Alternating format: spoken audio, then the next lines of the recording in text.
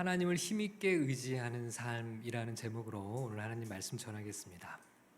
오늘 본문에 등장하는 인물은 다윗인데요. 다윗은 그야말로 믿음의 사람이죠. 그 유명한 골리앗과 대결을 벌여서 믿음으로 승리한 사람. 여러분, 다윗과 골리앗의 싸움은 일반인들에게도 널리 알려져 있는 아주 유명한 이야기 중에 하나죠. 거인 골리앗이 갑옷과 각종 무기로 완전 무장을 하고 나왔습니다. 자, 이에 반면에 다윗은요, 어떻게 싸우러 나갔습니까? 갑옷도 없이, 창도 없이, 칼도 없이 물매와 돌멩이 몇 개를 가지고 장수 골리앗을 상대하죠. 자, 그런 다윗이 골리앗 앞에 섰을 때 이렇게 외쳤습니다. 사무엘상 17장 45절 말씀입니다. 다 같이 읽어보겠습니다. 다윗이 블레셋 사람에게 이르되 너는 칼과 창과 단창으로 내게 나아오거니와 나는 만군의 여호와의 이름 곧 내가 모욕하는 이스라엘 군대의 하나님의 이름으로 내게 나아가노라. 여러분, 정말 멋있지 않나요? 이것보다 더 멋진 믿음의 선포가 또 있을까 싶습니다. 여러분, 정말 우리가 그리스도인으로 신앙인으로 이렇게 멋지게 살았으면 좋겠어요. 너는 칼과 단창으로 내게 나오지만 나는 만군의 여호와의 이름, 그러니까 네가 멸시하는 그 하나님을 의지하는 믿음 하나만 가지고 너에게 나아간다. 여러분, 이것이 바로 하나님을 힘있게 의지하며 살아가는 삶입니다. 골리앗, 너는 너의 거대한 체구를 의지하고 네 힘을 의지하고 네가 가진 무기를 의지하고 싸우러 나왔지? 그런데 난 아니야. 난 오직 하나님만을 의지하여 너를 상대할 거야. 여러분, 이것이 바로 하나님을 의지하며 살아가는 우리 성도의 삶이라는 것을 성경이 보여주죠. 여러분, 겉으로 보면 다윗은 비무장 상태예요. 그러나 영안을 열고 보면 다릅니다. 다윗은 무엇으로 무장하고 있을까요? 믿음으로 무장하고 있어요. 믿음으로 완전 무장을 하고 나갔습니다. 여러분, 이것이 그리스도인의 삶이고 그리스도인의 능력이에요. 세상에서 보면 아무것도 없는데 믿음으로 무장하고 세상으로 나아가는 겁니다. 여러분, 세상 사람들이 의지하는 것이 뭘까요? 돈, 스펙, 인맥, 이런 걸 의지하며 살아갈 때가 참 많죠. 여러분, 이런 것을 타고 나면 금수저라고 부러워하죠. 그럼 우리 그리스도인들은요, 우리는 무엇을 의지해 살아갑니까? 만군의 하나님, 그 하나님을 의지해 살아가는 것 아닌가요? 여러분, 실제로 다윗과 골리앗의 싸움에서 누가 이겼습니까? 객관적인 전력으로 보면 누가 이기는 것이 상식이죠? 당연히 골리앗이죠. 그게 상식이에요. 그런데 결과는 어땠습니까? 믿음의 방패, 믿음의 칼, 믿음의 갑옷으로 완전 무장을 하고 오직 하나님만을 의지하여 골리앗을 상대한 다윗이 이겼다는 겁니다. 여러분, 다윗은 우리에게 하나님을 의지하며 살아가는 삶이 무엇인지를 아주 잘 보여주는 인물이에요. 그런데요, 이렇게 하나님만을 의지하며 살았던 다윗도 여러 가지 어려움을 겪으면서 이 믿음이 약해지는 때가 있었어요. 자, 그것을 엿볼 수 있는 대목이 오늘 본문 16절에 있습니다. 우리 16절 말씀을 같이 읽어보겠습니다. 시작. 사울의 아들 요나단이 일어나 숲풀에 들어가서 다윗에게 이르러 그에게 하나님을 힘있게 의지하게 하였는데, 요나단이요, 다윗이 하나님을 힘있게 의지할 수 있도록 요나단이 도와줘요. 여러분, 우리 생각에는 당연히 누가 누구를 도와줘야 할 것 같아요? 제 생각에는 다윗이 요나단이 힘있게 하나님을 의지할 수 있도록 도와줘야 할 사람은 다윗 같은데요. 그런데 지금 이 순간만큼은 다윗이 도움을 받고 있어요. 요나단의 도움을 받고 있어요. 자, 이건 그럼 무슨 의미를 우리에게 보여줄까요? 지금 다윗의 상태가 어떻다는 겁니까? 아마도 요나단이 보기에 다윗은 지금 많이 상심하고 낙심한 나머지 하나님을 의지하는 그 믿음이 흔들리고 있었던 것 같아요. 천하의 다윗이요, 믿음으로 완전 무장을 하고 골리앗에서 맞섰던 그 믿음의 영웅 다윗이요. 다윗이 지금 요나단에게서 하나님만을 힘있게 의지하라는 권면을 받아야 할 정도의 상태에 놓여져 있다는 겁니다. 여러분, 요나단이 다윗에게 두려워하지 말라는 이야기도 하는데요. 자, 17절 말씀을 읽어보겠습니다. 시작. 곧 요나단이 그에게 이르기를 두려워하지 말라. 내 아버지 사울의 손이 내게 미치지 못할 것이요 너는 이스라엘 왕이 되고 나는 내 다음이 될 것을 내 아버지 사울도 안다 하니라. 여러분, 원래 다윗은 두려움을 모르는 사람이었어요. 골리앗 앞에서 그토록 용맹스럽고 담대했던 다윗 아닌가요?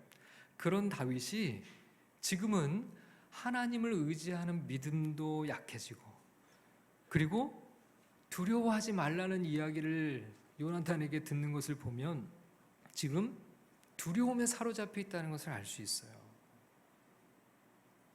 여러분, 이 다윗과 같은 사람도 이렇게 믿음이 흔들리고 두려움에 사로잡혀 있는 이 모습을 보면서, 그럼 무엇이 하나님을 그토록 의지했던 다윗의 믿음을 흔들어 놓은 것일까? 그렇게도 용맹스러웠던 다윗을 두려움에 사로잡히게 만든 것은 과연 무엇일까? 자, 우리가 그것을 먼저 한번 살펴볼게요. 다윗을 두려움에 사로잡히게 만들고 믿음을 흔들어 놓은 첫 번째 요인은 죽음의 공포였습니다. 여러분, 아무리 겁이 없는 사람이라도 죽음 앞에서는 약해질 수밖에 없어요. 여러분, 15절 말씀을 우리 같이 읽어봅시다. 시작. 다윗이 사울이 자기의 생명을 빼앗으려고 나온 것을 보았으므로 그가 십광야 수풀에 있었더니. 여러분, 여기 보니까 다윗이 사울이 자기의 생명을 빼앗으려고 나온 것을 봤어요. 그리고 십광야 수풀에 숨어들었습니다. 여러분, 사울은 집요하게 다윗의 생명을 빼앗으려고 쫓아다녀요. 끊임없는 살해 위협에 시달리고 있었습니다. 죽음의 그림자가 늘 다윗의 뒤를 따라다녀요. 여러분, 이미 몇 번이나 죽을 고비를 넘겼죠. 그런데 또다시 사울이 자신을 죽이기 위해서 군대를 이끌고 온다는 첩보를 입수했어요. 도망가야 하는 상황이 된 거죠. 한두 번도 아니고 계속되는 죽음의 위협에 놓이게 되다 보니 다윗의 믿음이 흔들리게 되었다는 겁니다. 여러분, 17절 말씀을 보겠습니다. 17절이에요. 시작. 곧 요나단이 그에게 이르기를 두려워하지 말라. 내 아버지 사울의 손이 내게 미치지 못할 것이요 너는 이스라엘 왕이 되고 나는 내 다음이 될 것을 내 아버지 사울도 안다 하니라. 여러분, 요나단이 다윗에게 뭐라고 얘기를 하냐면 내 아버지가 너를 죽이지 못할 거야. 그러니까 두려워하지 마. 이 얘기를 하고 있는 거예요. 다윗의 두려움의 실체가 뭐라는 거예요? 사울의 손에 죽을 것에 대한 그 공포, 두려움, 점점점 그 죽음의 그림자가 가까이 오는 것 같은 그런 압박감, 그것이 바로 다윗의 믿음을 흔들어 놓고 있다는 거죠. 여러분, 오늘날도 마찬가지죠. 무엇이 우리를 두렵게 하나요? 무엇에 우리의 믿음이 흔들릴까요?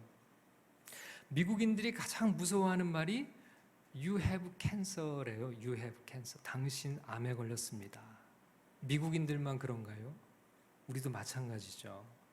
어느 날 갑자기 무서운 질병이 발견된다면 우리도 다윗처럼 믿음이 흔들리지 않고 우리도 다윗처럼 믿음이 흔들리고 두려움에 사로잡히지 않는다고 누가 장담할 수 있겠어요?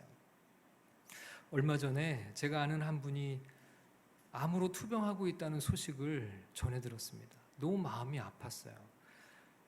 그분의 언니가 전해주기를 동생이 암으로 투병하는 동안 믿음이 많이 약해져 있다는 이야기를 들려주었어요. 처음에는 믿음으로 이겨보려고 했는데 수술이 잘못돼서 그만 재수술을 받아야 했고, 그리고 얼마 후에 항암 치료를 하고 또 검사를 했더니 암이 재발했다는 거예요. 그리고 또 지금은 다른 곳에까지 전이가 된 상태라고 했습니다. 이런 과정을 거치면서 지금은 믿음이 너무 약해져 버렸다고 언니가 안타까운 이야기를 마음을 전해주셨어요. 근데 여러분, 누군들 안 그러겠어요? 이렇게 죽음의 공포가 다가오고 이렇게 고난이 이어질 때 그토록 용맹스러웠던 다윗조차 죽음의 위협 앞에서 그 믿음이 흔들렸는데 말이죠. 자, 다윗의 믿음을 흔들어 놓았던 두 번째 요인은 자책이었어요. 자책. 다윗이 사울을 피해 도망하는 중에 아히멜렉이라는 제사장을 찾아갑니다. 자신이 사울을 피해 도망하고 있다는 사실을 제사장 아히멜렉에게 숨겼어요. 단지 자기가 특별한 임무를 수행하고 있다고 둘러대고는 제사장에게 먹을 것이 없는지를 구해요.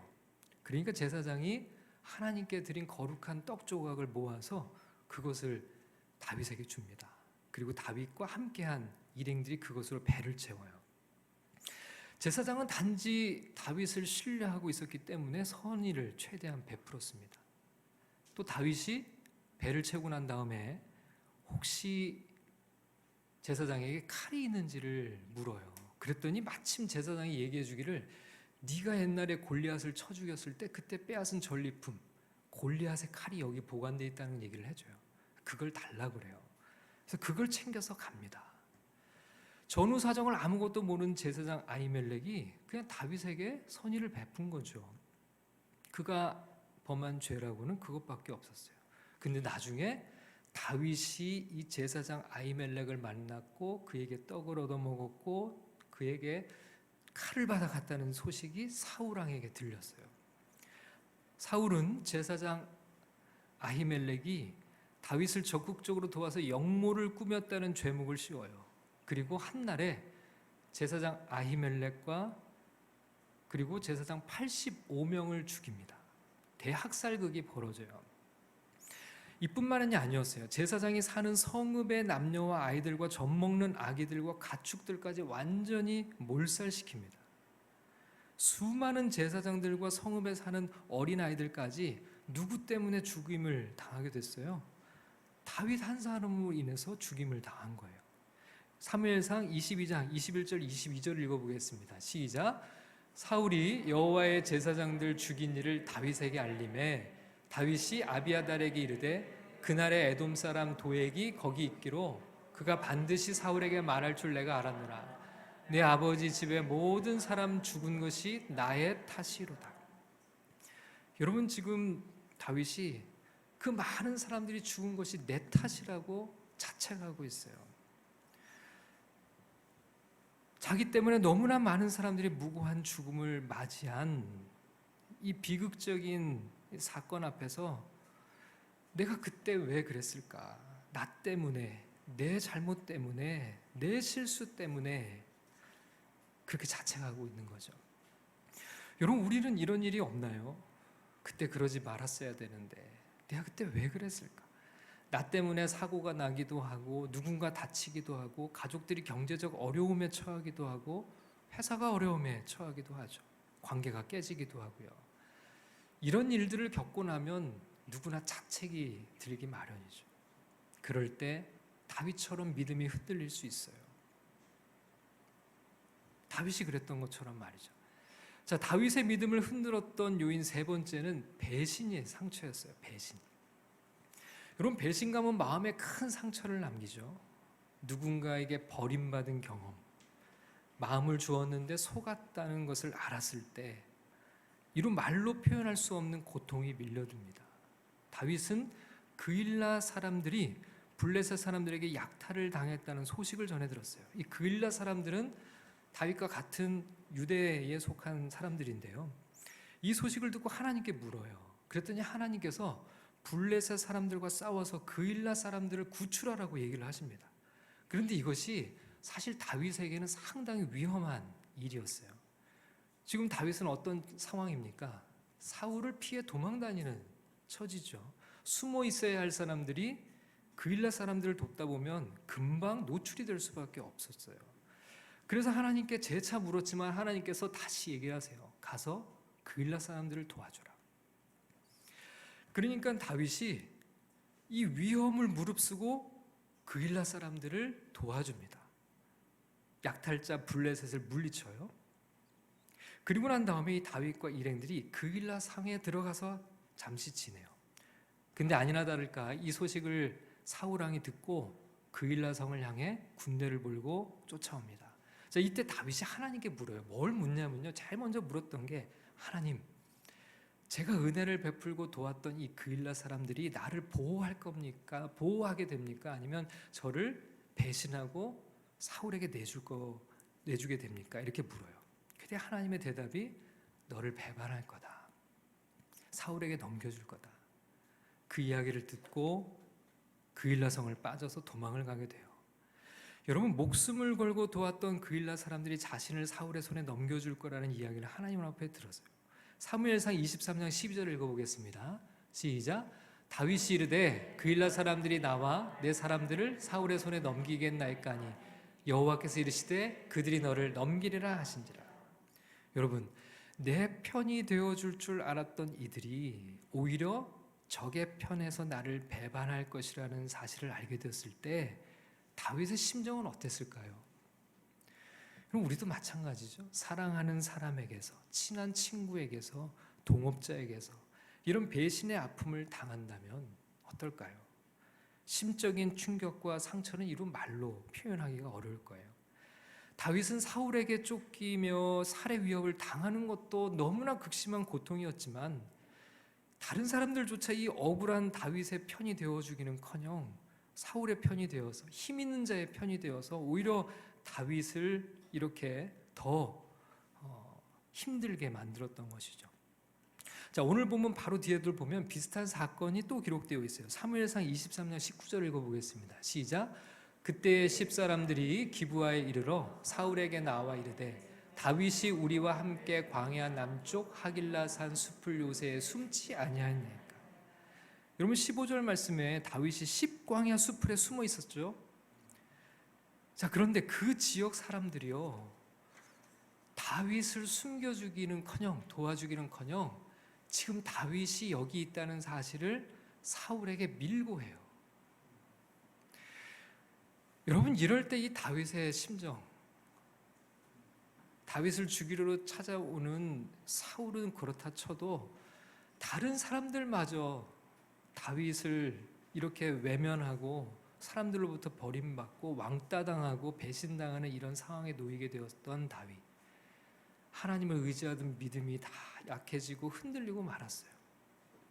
여러분, 이렇게 죽음의 위협을 당하고 자신 때문에 다른 사람들이 고통을 당한다는 자책에 시달리고 사람들로부터 버림받는 배신의 아픔을 겪다 보니 이 다윗 같은 사람조차도 신실한 믿음이 흔들리게 되었다는 겁니다.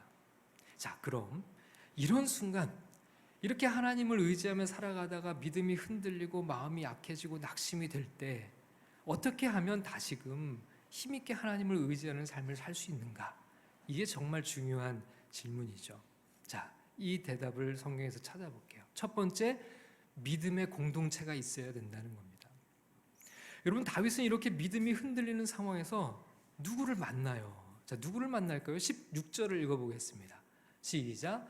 사울의 아들 요나단이 일어나 숲풀에 들어가서 다윗에게 이르러 그에게 하나님을 힘있게 의지하게 하였는데. 여러분, 온갖 고난 가운데서 힘들어하고 믿음이 흔들리고 있는 이 다윗을 누가 찾아와요? 누가 찾아왔어요? 요나단입니다. 요나단이 다윗을 만났어요. 그리고 요나단이 한 첫 번째 일이 뭡니까? 다윗에게 이르러 그에게 하나님을 힘있게 의지하게 했다는 겁니다. 다윗으로 하여금 하나님을 더욱 힘있게 의지할 수 있도록 요나단이 도와줘요. 여러분, 이것이 바로 교회 공동체의 역할입니다. 여러분, 실제로 교회에서 일어나는 일들이죠. 여러분, 일주일 동안 세상에서 살아가다가 서로 이렇게 이 자리에서 만나면 사실 다윗과 같은 심정으로 이 자리에 나와 있는 사람들이 있어요. 믿음이 흔들리고 마음이 깨어지고 낙심하고 지치고, 그래서 믿음이 바닥을 치고 간신히 예배의 자리에 나온 이들이 있어요. 그럴 때 요나단과 같은 지체들이 그들을 붙들고 섬기는 거예요. 어떻게 돕는 겁니까? 믿음을 북돋워 주는 거죠. 그게 뭐예요? 하나님을 힘있게 의지할 수 있도록. 여러분, 이것이 교회 공동체의 역할이고 교회가 하는 일이죠. 그에게 하나님을 힘있게 의지하게 하였는데라는 말을 직역하면 그가 그의 손을 하나님 안에서 강하게 하였다, 이렇게 번역을 해요. 다시 말하면 하나님을 믿는 믿음으로 강한 사람이 되라고 권면해 준 거예요. 여러분, 이것이 하나님을 의지하며 사는 삶입니다. 하나님을 힘있게 의지하는 믿음을 가지면 하나님 안에서 강하게 된다는 거죠. 그렇게 믿음으로 무장하고 다시 세상으로 나아갈 수 있는 힘을 얻어 나가는 겁니다. 여러분, 교회는요 항상 그런 곳이 되어야죠. 여러분, 우리는 모이면요 서로 믿음을 북돋워 주어야 해요. 믿음이 없는 이들을 정죄하는 것이 아니라, 여러분, 교회는 믿음 충전소예요.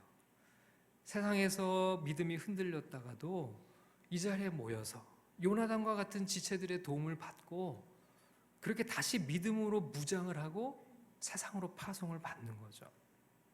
여러분, 우리가 소그룹 모임을 하든 그리스도 안에서 나누는 모든 교제의 목표는 바로 여기 있어요. 믿음을 다시 세워서 전진해 갈 수 있도록 돕는 겁니다. 우리가 나누는 모든 이야기는 서로의 믿음을 세워주는 것이 되어야 돼요.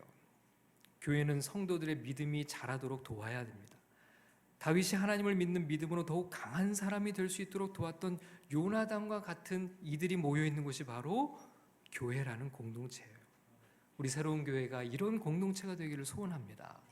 믿음을 북돋아주고 믿음을 세워주고 믿음의 사람들로 믿음으로 무장시켜 세상으로 파송할 수 있는, 그렇게 하나님을 힘있게 의지할 수 있도록 돕는 공동체가 되기를 주님의 이름으로 축복합니다. 하나님을 힘있게 의지하는 삶을 살아가기 위해 필요한 것 두 번째는 위로와 격려입니다.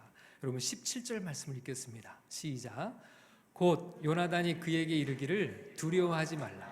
내 아버지 사울의 손이 내게 미치지 못할 것이요 너는 이스라엘 왕이 되고 나는 내 다음이 될 것을 내 아버지 사울도 안다 하니라. 요나단은 다윗에게 두려워하지 말라고 말했습니다. 요나단은 다윗을 그렇게도 죽이려고 혈안이 되어 있는 사울의 아들이죠. 그 아들의 입을 통해서 다윗에게 두려워하지 말라고. 그리고 난 다음에 뭐라고 얘기를 해요? 내 아버지는 절대 너를 죽일 수 없다고. 그러니 힘을 내라고 위로하고 격려하고 있는 겁니다. 여러분, 이런 따뜻한 위로의 말 한마디가 천하의 다윗에게 힘을 불어넣어 주었던 거예요. 여러분, 다윗과 같은 사람은 이런 위로의 말이 필요 없는 사람이 아니에요. 이런 다윗과 같은 사람도 이런 위로의 말, 격려의 말에 다시 일어설 수 있고 다시 하나님을 의지할 수 있는 힘을 얻게 되는 겁니다. 여러분, 우리도 공동체 안에서 지체들과 교제할 때 항상 잊지 말아야 되는 언어가 바로 이거죠. 위로와 격려의 언어. 여러분, 우리는 위로가 격려가 넘치는 공동체가 되기를 축복합니다. 여러분, 세상을 살아가다 보면 걱정과 염려가 밀려들 때가 얼마나 많나요? 두려움이 엄습할 때가 얼마나 많습니까? 그러나 우리가 서로 만나서 서로 교제하며 그리스도 안에서 서로 하나님을 의지할 수 있도록 위로와 격려의 말을 들려줘야죠. 서로 두려워하지 마라.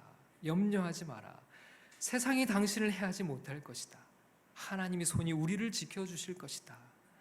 우리 안에 이런 위로와 격려가 넘칠 때 우리 모두는 하나님을 힘있게 의지하며 살아갈 수 있도록 된다는 겁니다. 자, 마지막으로 하나님을 힘있게 의지하는 삶을 살아가기 위해 필요한 것은 비전입니다. 여러분, 17절 말씀을 다시 한번 읽겠습니다. 시작. 곧 요나단이 그에게 이르기를 두려워하지 말라. 내 아버지 사울의 손이 내게 미치지 못할 것이요 너는 이스라엘 왕이 되고 나는 내 다음이 될 것을 내 아버지 사울도 안다 하니라.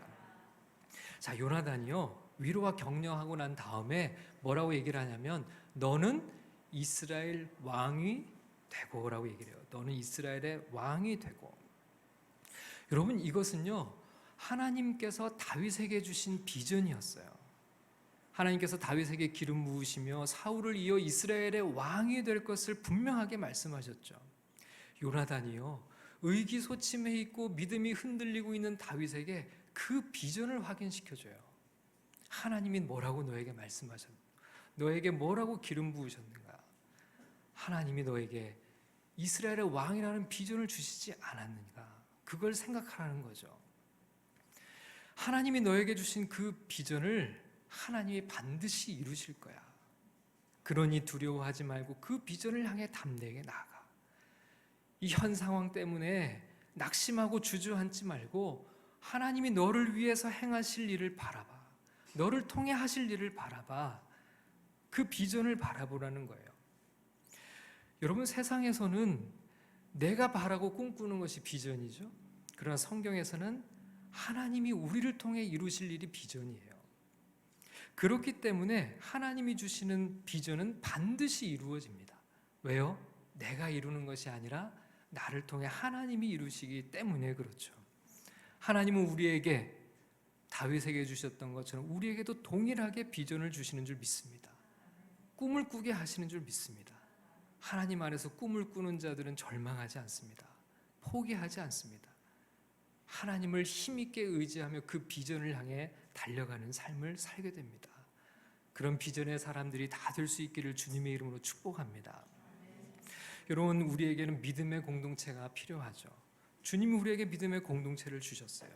그 믿음의 공동체 안에서 우리는 서로 믿음을 세워가며 격려하고 위로하며 믿음으로 무장합니다. 그리고 하나님이 주신 비전을 붙잡고 날마다 하나님을 의지하며 살아가는 그런 승리하는 인생이 되는 줄 믿습니다. 그런 삶이 다 되시기를 주님의 이름으로 축원합니다.